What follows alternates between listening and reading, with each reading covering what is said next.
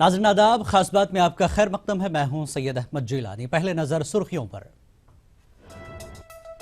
नजमा अख्तरल्लाह ने मदरसा तलबा को बताया कीमती सरमाया। उत्तर प्रदेश के मदारिस में स्किल डेवलपमेंट प्रोग्राम का हुआ आगाज। भारत माता की जय पर जमात इस्लामी हिंद का बयान। मुसलमान वतन के लिए जान दे सकता है, लेकिन माता के रूप में वतन की इबादत नहीं कर सकता।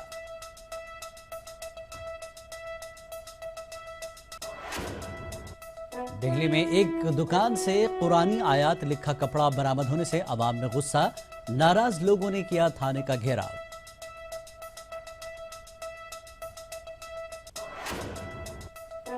इमाम हरम आज पटना में दहशतगर्दी के खिलाफ सभी ममालिक के लोगों को एकजुट होने की अपील की। मीडिया से किया खिताब।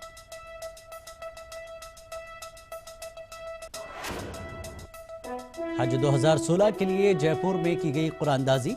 गुज़श्ता साल के मुकाबले इस साल सीटों में हुआ इजाफा।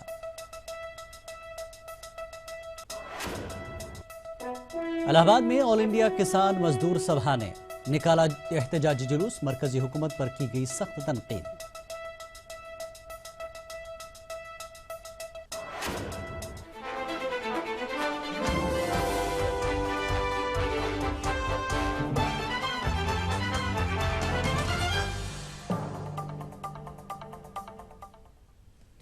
सुर्खियों के बाद आइए पहले बात करते हैं एएमयू की। अलीगढ़ मुस्लिम यूनिवर्सिटी के वाइस चांसलर के तकर्रुर के लिए सरगर्मियां जारी हैं। एग्जीक्यूटिव काउंसिल से 5 नामों को मंजूरी मिली है, जिनमें प्रोफेसर तारिक मंजूर, प्रोफेसर सैयद एहतशाम हसनैन, जावेद उस्मानी, प्रोफेसर फुरकान कमर, ब्रिगेडियर सैयद अहमद अली शामिल हैं। उसमें 5 आदमियों का एक पैनल तैयार किया है, उसने सिफारिश की है। उसमें फुरकान कमर साहब, जो एसोसिएशन ऑफ इंडियन यूनिवर्सिटीज के सेक्रेटरी जनरल हैं। दूसरे जावेद उस्मानी साहब, जो chief information commissioner Uttar Pradesh हैं। और प्रोफेसर सैयद एहतशाम हसनैन साहब, जो इस वक्त आईआईटी दिल्ली में प्रोफेसर हैं बायोलॉजिकल साइंसेस के। तो उसके बाद हमारे ब्रिगेडियर एस अहमद अली साहब हैं, जो इस वक्त मौजूदा प्रो वाइस चांसलर हैं। और प्रोफेसर तारिक मंसूर साहब हैं, जो मुस्लिम यूनिवर्सिटी के जवाहरलाल नेहरू मेडिकल कॉलेज में प्रिंसिपल है। इन 5 लोगों का एक पैनल जो है वो तैयार किया गया है, जो रिकमेंड किया गया है। ये कोर्ट की मीटिंग में जाएगा और कोर्ट की मीटिंग में कम से कम 3 नामों का पैनल जो है वो पास करेंगे। और भारत माता पर दारुल उलूम देवबंद के फतवे पर जमात इस्लामी हिंद ने कहा है कि मुसलमान भारत माता की जय ना बोले। जमात इस्लामी हिंद के अमीर मौलाना सैयद जलालुद्दीन उमरी ने कहा कि मुसलमान वतन के लिए जान तो दे सकता है, इसकी पूजा नहीं कर सकता। भारत माता की जय के बारे में ये बात उलमा की तरफ से आ चुकी है और देवबंद की तरफ से भी आ चुकी है कि उसका ताल्लुक इंसान के अकीदे से है, फेज से है। तो हम ना इसे मुल्क को कोई देवी नहीं समझते हम कि उसकी पूजा की जाए। मुल्क के लिए जान दे सकते हैं, कुर्बानी दे सकते हैं, उसकी खिदमत कर सकते हैं, सब कुछ, लेकिन वो हमारे लिए देवी नहीं है कि उसकी पूजा करें हम। ये मुल्क जो है देवी समझता है, उसकी पूजा करता है। तो इस्लाम में इसकी इजाज़त नहीं है।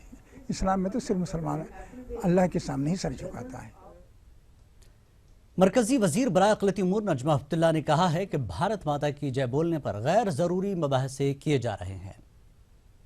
देखिए, रसूलुल्लाह की हदीस है कि जिस मुल्क में तुम रहो उस मुल्क के तुम वफादार होके रहो। और ये हमारा वतन है, हमारा मुल्क है। हम यहाँ पैदा हुए, इसी से उगी हुई रोटी खाते हैं, इसी के ऊपर की हवा पानी लेते हैं। तो अगर हमने अपने मुल्क के लिए, अपने मादर वतन के लिए सलाम करा, तो इसमें किसको एतराज़ हो सकता है? अगर रहमान गाना गाते हैं, माँ तुझे सलाम, तो किसी को एतराज़ नहीं होता। अगर आप संस्कृत में नहीं बोलना चाहते तो आप उर्दू में बोलिए, हिंदी में बोलिए, अरबी में बोलिए, फ़ारसी में बोलिए। मकसद तो एक अपने खुलूस का इजहार करना है, अपनी मोहब्बत का, अपनी वफादारी का शुक्रिया अदा करना है। ऑल इंडिया गरीब नवाज फाउंडेशन ने भारत माता की जय के नारे पर जारी तनाज़े को लेकर आरएसएस की रुख्ताचीनी की है। बिहार के मुजफ्फरपुर में ईटीवी से बात करते हुए फाउंडेशन के चेयरमैन मौलाना अंसार रजा ने कहा कि मुहिब्बे वतन होने के लिए भारत माता की जय कहना लाजमी नहीं है। मुल्क से बेपनाह मोहब्बत करते हैं। भारत हमारा मुल्क है। हम इस मुल्क के लिए कल भी मर मिटने को तैयार थे और आज भी मर मिटने को तैयार हैं। अभी जो मसाइल पेश आ रहे हैं, चाहे वो भारत माता की जय का हो, इतना बड़ा हौवा खड़ा कर दिया गया है।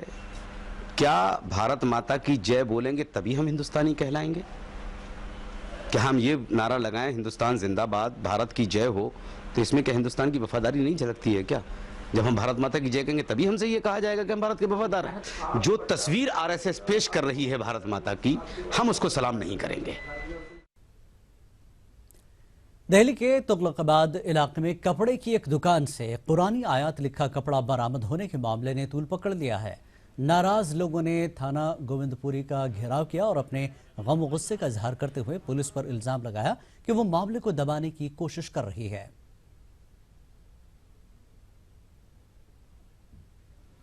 जो ओखला की भैरव स्पोर्ट है, उन्होंने कुरान की आयत जो है एक ड्रेस पे छापा है और तुगलकाबाद में उसको बनते हुए हम लोगों ने पकड़ा है और वैसे हम लोगों ने उस सबको जब्त कर लिया है और हमने रात को आकर के गोविंदपुरी थाने में रिपोर्ट दर्ज करा ली है, लेकिन अभी तक कोई इस पर अच्छा खासा कार्रवाई नहीं हुआ है। इसलिए यहाँ पर ये लोग जमा जो हैं ये धीरे धीरे जमा हो रहे हैं और लगता है कि शाम तक बहुत सारे लोग हो जाएंगे और जब तक इस पर कार्रवाई नहीं होंगे लगता हम लोग यहाँ से जाएंगे नहीं।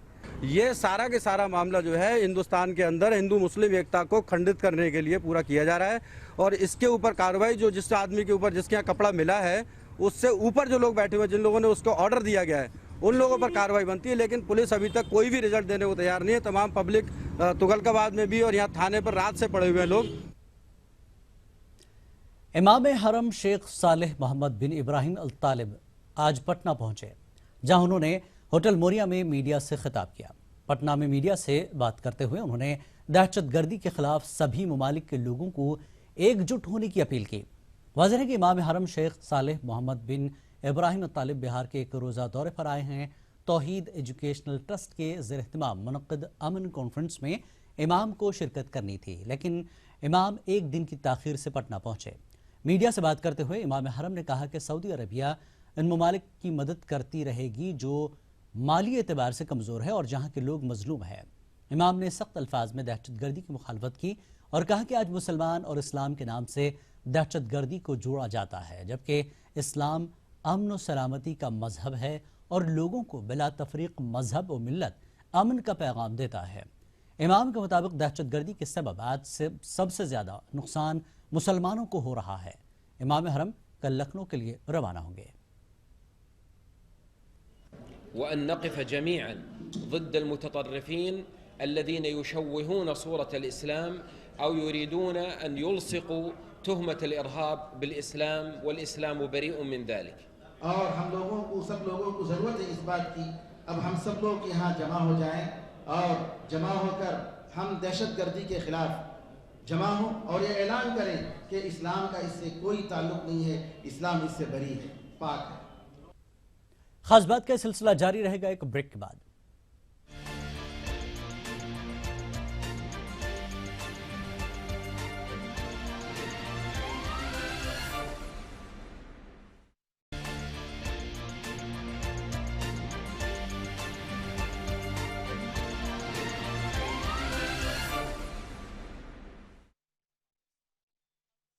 आपका खैर मक़दम है। मरकजी वजीर बराए अक़लियती उमूर नजमा अब्दुल्ला ने कहा है कि मदारिस के तलबा के एक हाथ में कुरान हो और दूसरे हाथ में कंप्यूटर। इसी मकसद के हुसूल और तलबा को बाहुनर बनाने के लिए मदारिस में स्किल डेवलपमेंट प्रोग्राम शुरू किया जा रहा है, जिसके लिए अब उत्तर प्रदेश का रुख किया गया है। नजमा अब्दुल्ला की लखनऊ आमद पर हमारे नुमाइंदे डॉक्टर तारिक कमर ने इनसे खुसूसी गुफ्तगू की। नजमा अब्दुल्ला साहिबा तशरीफ़ रखती हैं, आइए उनसे बात करते हैं। पहले तो सरज़मीन लखनऊ पर आपका इस्तकबाल करते हैं कि आपने बहुत ज़हमत की, बहुत अहम पेशरफ्त मदारिस के हवाले से आज कर रही हैं आप, उसकी वजाहत चाहते हैं किस अंदाज़ की स्कीम है और क्या कुछ अक़लियतों के हवाले से करने का इरादा है इस मखसूस बाब में? देखिए, यूँ तो मदरसे HRD मिनिस्ट्री में आते हैं, मगर क्योंकि मदरसों में सब मुसलमान ही बच्चे पढ़ते हैं तो बच्चे तो मेरी मिनिस्ट्री में आते हैं। और मैंने ये सोचा कि अगर मदरसे के बच्चे मजहबी तालीम हासिल कर रहे हैं, और मजहबी तालीम हासिल करना हमारा सबका जिम्मेदारी है, चाहे हम मदरसे में पढ़ें कि घर में पढ़ें। मज़हब पे चलना, नमाज़ पढ़ना, सीखना, हदीस फ़िक़्ह के बारे में सब नहीं सीखते हैं, मगर अपने मज़हब से रोशनास होना बहुत ज़रूरी है। मगर उसके साथ एक और नई मंजिल भी है। ये मंजिल हमारी मजहबी थी। नरेंद्र मोदी जी का ये कहना था, जो मैंने टीवी पे देखा था, कि मैं चाहता हूँ कि एक मदरसे के बच्चे हाथ में, एक हाथ में अगर कुरान हो तो दूसरे हाथ में उसके कंप्यूटर हो। और उसी चीज़ को आगे बढ़ाते हुए मैंने हुनर सिखाने का काम शुरू किया है। एक हाथ में कलम हो और एक हाथ में उसके औजार हो। स्किल डेवलपमेंट के नाम पर जाहिर है कि एक हुनरकारी की तरकीब दी जा रही है, मदारिस के बच्चों को बाहुनर बनाया जा रहा है। तो खुसूसी तौर पर किस हुनर की बात करेंगी आप, और ऐसा कौन सा वसीला उनको सौंपने का आपने इरादा किया है जिसके ज़रिए बहुत जल्द उनके मुस्तकबिल की राहें हमवार हो सकती हैं? देखिए, सबसे पहली चीज़ जो मैं कर रही हूँ, उनको कंप्यूटर तो सिखा ही रहे हैं, क्योंकि कंप्यूटर आज हमारी ज़िंदगी का एक हिस्सा बन गई है। हमारे हाथ में जो टेलीफोन होता है, स्मार्टफोन, वो भी एक तरह का कंप्यूटर ही है। तो इंटरनेट का इस्तेमाल, कंप्यूटर का इस्तेमाल, डिजिटल इंडिया, बैंक के अकाउंट खोलना, किस तरीके से डिजिटाइजेशन से डायरेक्ट बेनिफिट ट्रांसफ़र, ये सब चीज़ों की उनको मालूमात हम देते ही हैं। उसके अलावा हमारा जो सेक्टर स्किल काउंसिल है, उसके साथ हमारा एग्रीमेंट है, और जो जिस इलाके में होता है उसके एरिया स्पेसिफिक हम ट्रेनिंग देते हैं। शुक्रिया आपका। मोहतरम नाज़रीन इकराम, ये थी मोहतरमा नजमा हैबतुल्ला साहिबा कि उन्होंने बहुत वाज़े तौर पर ये इशारे दे दिए हैं कि उत्तर प्रदेश में उनकी आमद किसी ख़ास मकसद के तहत नहीं, बल्कि उन मदारिस को मॉडर्नाइजेशन की तरफ ले जाना है जिनको वाकई तरक्की की ज़रूरत है और जहाँ पर बहुत कुछ किए जाने के इम्कानात हैं। कैमरामैन मनोज शाही के साथ तारिक कमर, ETV न्यूज़, लखनऊ। इराक़ के शेख आयतुल्लाह उज़्मा बशीर हुसैन नजफ़ी के साहबजादे मोहम्मद शेख अली उज़्मा नजफ़ी ने आज हिंदुस्तान की वज़ीर ख़ारजा सुषमा स्वराज से मुलाकात की। इस मौके पर शेख अली उज़्मा के साथ हिंदुस्तान के आलिम दीन मौलाना कल्ब रशीद भी मौजूद थे। इस पूरे मामले पर हमारे नुमाइंदे आसिफ इकबाल ने मोहम्मद शेख अली उज़्मा नजफ़ी से बातचीत की। आज डेलीगेशन की मुलाकात हुई है और ये डेलीगेशन सुषमा स्वराज विदेश मंत्री से मिलकर आया है। हमारे साथ बहुत बड़े बड़े शख्सियत हैं इस वक्त। इन शख्सियतों को लेके आने की जिम्मेदारी जिस शख्स पर है वो साफ तौर पे हमारे साथ हैं। उनके साथ तमाम लोग यहाँ मौजूद हैं। हम सीधे इनसे बात कर लेंगे, लेकिन हम चाहेंगे कि इसको, क्योंकि ये अपने उर्दू लैंग्वेज में बात करेंगे, उनके ट्रांसलेशन के लिए हमारे साथ जो शख्सियत हैं वो खुद हिंदुस्तान के नामचीन शख्सियतों में एक हैं। हम सीधे इनसे बात कर लें। पहले सर, क्या मोटिव है, आप लोग यहाँ मुलाकात करने आए, इनसे मुलाकात हुई है विदेश मंत्री से, आप लोगों की बातचीत क्या रही, किस सिलसिले में आपकी मुलाकात? شنو كان يعني النتيجة وش كنتم تقصدون بوراء هذا اللقاء الوزير الخارجية، شنو الهدف كان هذا اللقاء يعني؟ نعم، أولا احنا جئنا إلى هذا البلد الطيب والبر الصغير الذي نفتخر به ونعتز به وبالحقيقة نعتبره بلدنا। हम जो यहाँ आए हैं इस अजीम मुल्क में, इस पाक मुल्क में, ये हमारे लिए बड़े शर्फ़ की बात है। और इस मुल्क में जो है हमारा रिलेशन है इस मुल्क से, तो हमारे लिए बड़ी शर्फ़ की बात है कि हम यहाँ अपने इस मुल्क में, इस अजीम एक पाक मुल्क में आए। मुल्क में किसानों की बढ़ती खुदकुशी और फ़िरक़ा परस्ती के सवाल पर इलाहाबाद में ऑल इंडिया किसान मजदूर सभा का 2 रोज़ा कौमी कन्वेंशन का आगाज़ हुआ। कन्वेंशन के पहले दिन मुल्क के दूर दराज से आए तकरीबन 10,000 लोगों ने किसानों के मसाइल और बढ़ती फ़िरक़ा परस्ती के खिलाफ जुलूस निकाला।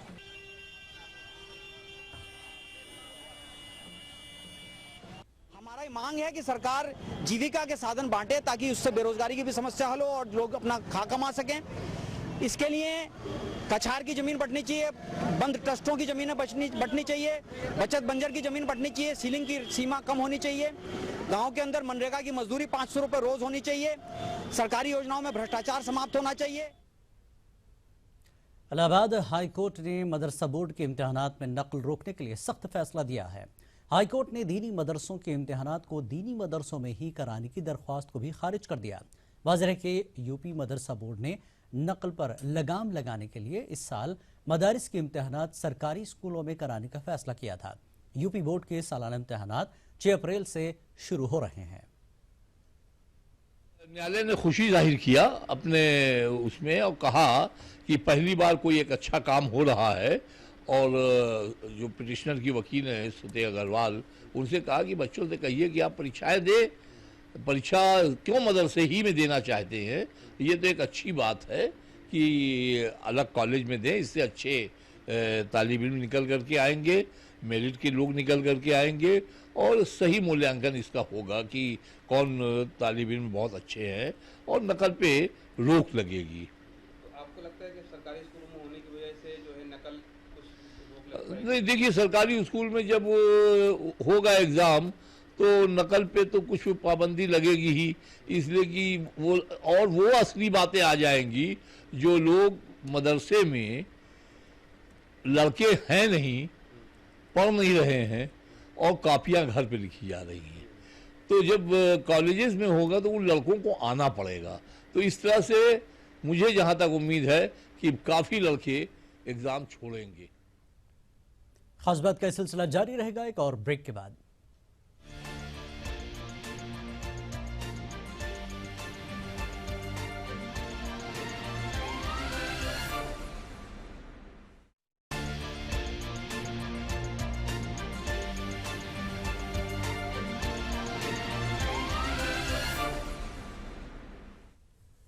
खास बात में एक बार फिर आपका खैर मकदम है। मारूफ सोशलिस्ट लीडर M.E. हलीम को लखनऊ में खराज क़िदत पेश किया गया। ऑल इंडिया माइनॉरिटीज़ फेडरेशन की जानिब से मेज़बान होटल में मुनक़्क़दा यादगारी तकरीब में अहम खदमात अंजाम देने वाले अदीब और शुअरा को डॉक्टर हलीम अवार्ड से सरफराज किया गया। कौमी और अदबी खदमात का एतराफ़ करते हुए मुक़र्रिरीन ने वाज़ेह किया कि डॉक्टर हलीम ने सियासत और अदब के इम्तिजाज की जो नज़ीर पेश की वो बेमिसाल है।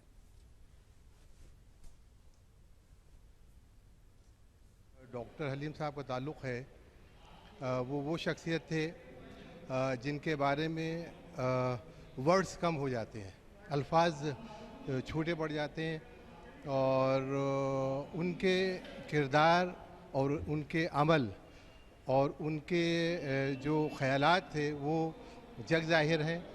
आज की जो नई पीढ़ी है उसमें समाजवाद की परिभाषा कुछ बदलती नज़र आ रही है।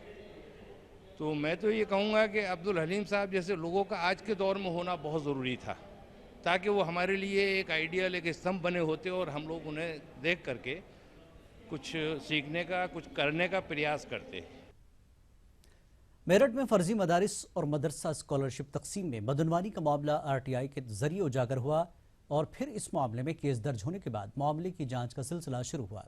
साल 2010-11 में इस मामले का इंकशाफ हुआ था। अब इस मामले में साबिक अक़लियती अफसर सुमन गौतम की गिरफ्तारी के बाद दीगर मुलज़मीन के खिलाफ भी अब कार्रवाई होने के इम्कान है। इस पूरे मामले पर RTI कारकुन से बात की हमारे नुमाइंदे तंजीर अंसार ने। मेरठ में मदरसा स्कॉलरशिप बदनवानी का ये मामला 2010 में उजागर हुआ एक RTI के ज़रिए, और उसके बाद इस पूरे मामले की, उस पूरे खेल की परतें खुलती चली गईं। और आज जब माइनॉरिटी ऑफिसर साबिक जो यहाँ पे थी, उनके वो इसमें मुलव्विस थी, उनकी गिरफ्तारी हुई है, तो ये एक बड़ी कामयाबी समझी जा रही है। आज हमारे साथ मौजूद हैं वही RTI एक्टिविस्ट, अल खिदमत फाउंडेशन के सदर, जिन्होंने इस पूरे मामले को RTI के ज़रिए लोगों के सामने लाए और इस पर अब कार्रवाई होना शुरू हुई है कि किस तरह से ये मामला खुला और फिर कार्रवाई का क्या सिलसिला है। देखिए 2010 में हमें मालूम चला, क्योंकि मैं एक रिसर्च कर रहा था यतीम बच्चों को लेकर के, तो मदरसों के यतीम बच्चों को उसमें इन्वॉल्व करना था। मुझे मालूम चला कि ये कुछ मदरसे फर्जी चल रहे हैं, स्कूल की बिल्डिंगों पर मदरसे के बोर्ड लगे हुए हैं। वो देखा वहाँ, मैंने जब इसको सर्च किया तो पता चला मदरसा ही नहीं। RTI से मालूम हुआ कि इतने मदरसे यहाँ फर्जी चल रहे हैं। उसकी मैंने एक शिकायत दिसंबर 2012 में यहाँ पर साबिक CDO साहब थे प्रांजल यादव, उनको शिकायत की। उन्होंने मुझसे सारी मालूमात करने के बाद में एक डिस्ट्रिक्ट लेवल ऑफिसर्स की एक टीम बनाई और उस टीम से सारी इसकी जांच पड़ताल कराई। उसके बाद में जब ये जांच इसकी हो गई तो जांच रिपोर्ट CDO प्रांजल यादव साहब को यहाँ से ट्रांसफ़र हो गया। उस जांच रिपोर्ट सारी जो साबिक अक़लियती अफसर थी सुमन गौतम, उन्होंने दबा कर रख दी, चूँकि कार्रवाई भी उन्हीं पर होनी थी। उसके बाद मैंने फिर 2010-11 की एक और RTI मांगी, उसमें 6 करोड़ रुपए का वजीफे का घपला था, तो वो भी इन्होंने RTI मुझे नहीं दी आसानी से, लेकिन मैंने नेट से पूरी कुछ चीज़ें निकाल करके एक शिकायत यूपी गवर्नमेंट को कर दी, यहाँ जिलाधिकारी को की। तो जिलाधिकारी ने यहाँ CDO शुभ्रा सक्सेना थी, उनको जांच दी, उन्होंने इनसे मालूमात किया और मालूमात करने के बाद उन्होंने उसी पर एक चार्जशीट लगा दी और शासन को भेज दी। जब यूपी गवर्नमेंट को जो चार्जशीट चलेगी उसी के बिहार पर ये साबिक अक़लियत अफसर थी सुमन गौतम, इनको सस्पेंड कर दिया गया। उसको सस्पेंड किया, वो जांच अभी तक चल रही थी, लेकिन 2009-10 में जो करीब 80 मदरसे थे जिनकी जांच प्रांजल यादव साहब ने कराई थी, उस जांच रिपोर्ट को दबा कर रख दिया। वो जांच रिपोर्ट भी मैंने यहाँ से RTI से हासिल की। तेलंगाना रेजिडेंशियल एजुकेशनल सोसाइटी रियासत भर में कायम 12 अक़लियती अक़ामती स्कूलों में दाखिले शुरू कर रही है। रियासती हुकूमत के कायम करदा इंग्लिश मीडियम रेजिडेंशियल स्कूलों में दाखिले एंट्रेंस की बुनियाद पर 5वीं जमात में दिए जाते हैं। इन तालीमी इदारों में तलबा के लिए मुफ्त क़याम और तालीम का इंतज़ाम है।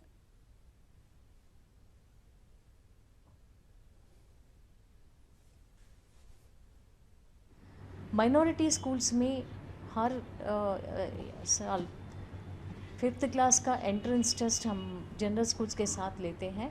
80 बच्चों का एडमिशन लेते हैं हर स्कूल में। 80 स्टूडेंट्स का एडमिशन अगर पूरे बच्चे नहीं आए तो then we will open it for direct admission.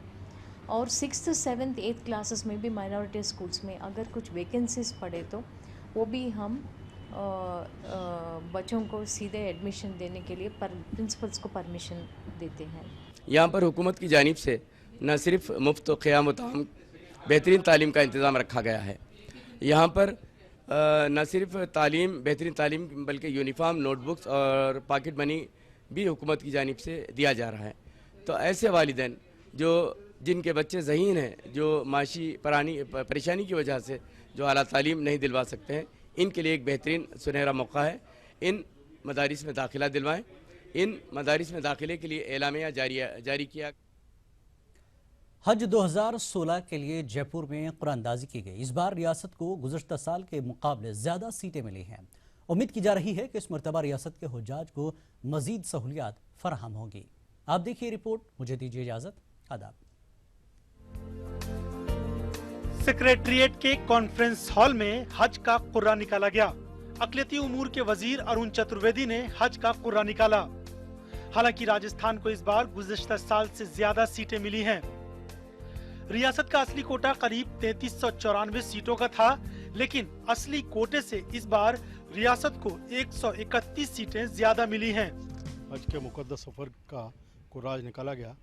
Rajasthan में कुल 3525 लोगों ने इसके लिए अप्लाई किया और जो नियम है हज कमेटी, केंद्रीय राज्य कमेटी का, उसमें जिनका 70 साल से उम्र जिनकी अधिक है उनका राइट रहता है कि वो जाएंगे और दूसरा जो 4 बार अप्लाई कर चुके हैं वो भी जाएंगे। हिसाब से 13 से 73 लोग ऐसे हैं जो 70 साल से अधिक उम्र के हैं, उनको इस मुकद्दस सफ़र पर जाने का अवसर मिलेगा। पिछले वर्ष भी हमने जो है बहुत ही बढ़िया इंतज़ाम किया था और ये सऊदी एयरलाइंस से लोग जो हज करने गए थे और किसी प्रकार की इस बार दिक्कत नहीं हुई। हाजी हैं, हज करने जा रहे हैं, उनकी मेरी शुभकामनाएं हैं और उनको मुबारकबाद देता हूँ। इंशाल्लाह जो एक मुबारक दिन था कि आज हज का कुर्रा निकला और ऐसा ये काम हुआ जिसके नसीब के अंदर मक्का और मदीना लिखा है। और हम इस बात के लिए कोशिश करेंगे कि यहाँ पर जो दे रखा है अभी जो 4000 के आसपास हाजियों का, इसका 2000 और बढ़ना चाहिए इंशाल्लाह। राजस्थान में हज के हालात पर अगर नजर डालें तो इस साल रियासत में रिजर्व कैटेगरी दरखास्त गुजार की तादाद काफी ज्यादा है। ऐसे में 3606 के करीब रिजर्व कैटेगरी दरखास्त गुजार में से पहले कुर्रा निकाला गया है। उसके बाद वेटिंग लिस्ट जारी की गई है। अब दूसरे रियासत की सरप्लस सीटों में से कुछ सीटें राजस्थान को मिलने की उम्मीद है, लेकिन उतना अप टू द मार्क जितना ये तो 4th टाइम जो रिपीट हो रहे हैं उसमें एक्सेस 81 सीट्स भी ऐसी हैं जो अभी 4th टाइम वेटिंग है। तो ये हमारे लिए थोड़ी सी दुख की बात है कि हम बहुत सारी सीट्स नहीं ला सके। पूरा बहुत अच्छा रहा और अल्लाह ताला इन सबको उस दर के दीदार कराए और हज बैतुल्लाह दीदार रसूलुल्लाह का ये अरकान मुकम्मल हो, और हज के फरीज़े से अल्लाह आसानी के साथ इनका हज पूरा कर रहा है। हालांकि राजस्थान में अभी तक हज कमेटी का क़याम नहीं हुआ है, लेकिन हज इंतजामिया की जानिब से अब हज की तैयारियां शुरू कर दी गई हैं। हज यात्रा 2016 के लिए आज सचिवालय में कुर्रा निकाला गया। 3525 सीटों के लिए निकाले गए इस कुर्रे में केवल रिजर्व कैटेगरी के लोगों को ही मौका मिल पाया है। अभी रिजर्व कैटेगरी के तकरीबन 81 लोगों को मौका नहीं मिला है और 13,000 से ज़्यादा ऐसे फ्रेश आवेदक हैं जो इस बार कुर्रे में शामिल नहीं हो पाए हैं। प्रदेश से ये आवाज़ उठ रही है कि हज कमेटी के अध्यक्ष का जल्द से जल्द यहाँ पर नियुक्ति की जाए और साथ ही कमेटी का गठन भी किया जाए ताकि प्रदेश में जो सीटों के लिए हैं संघर्ष केंद्र में किया जा सके और ज़्यादा सीटें प्रदेश के लिए लाई जा सकें, जिससे कि प्रदेश के ज़्यादा लोगों को हज के मुकद्दस सफ़र का मौका मिल सके। कैमरा पर्सन दिलीप चेची के साथ में अरबाज अहमद, ETV न्यूज़, जयपुर।